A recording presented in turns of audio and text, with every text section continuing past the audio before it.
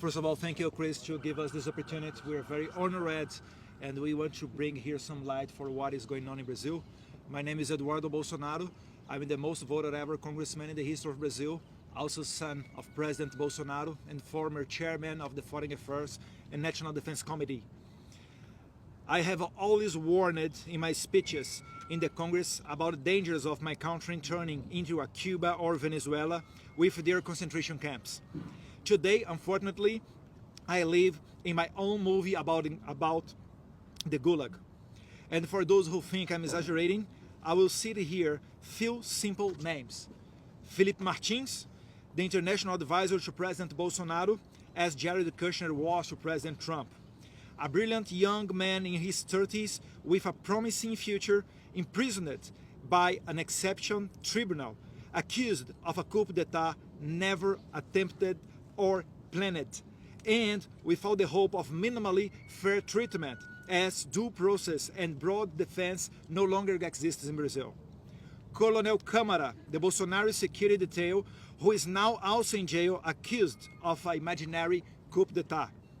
And like them, veterinarians, gospel singers, sign language interpreters, comedians as Bismarck Fugas, and even a homeless and a person diagnosed with a high degree of autism, all of them imprisoned, accused of a coup d'etat.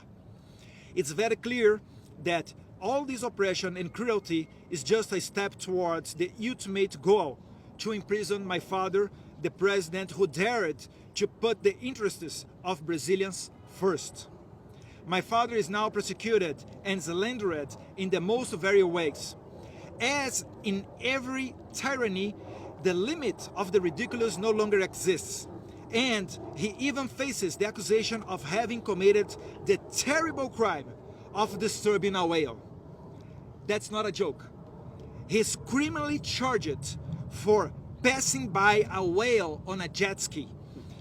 And the most impressionable thing is the complaint was made by Lula da Silva's environmental minister. This is more ridiculous than what Trump is having as charged here in the United States. My father is also accused of attempting a coup d'etat when he was no longer president.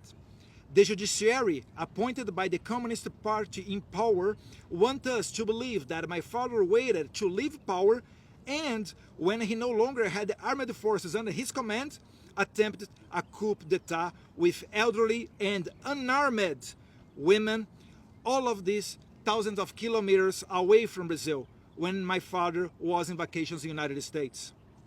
Going to the end, they want us to believe, Mr. Chris Smith, that women, elderly ladies, and all kinds of ordinary citizens, unarmed, are a danger to the rule of law. And those violating the rights and fundamental guarantees are the saviors. Ladies and gentlemen, these stories are not something that someone told me. We are living this right now, and with not even a single word from Biden administration, State Department, or any governmental authority from the homeland of democracy, the United States of America. The dozen colleagues that are following me here also will talk about terrifying situations. Brazil, unfortunately, is not a democracy anymore. Thank you. Thank you very much. Thank you, Mr. Eduardo.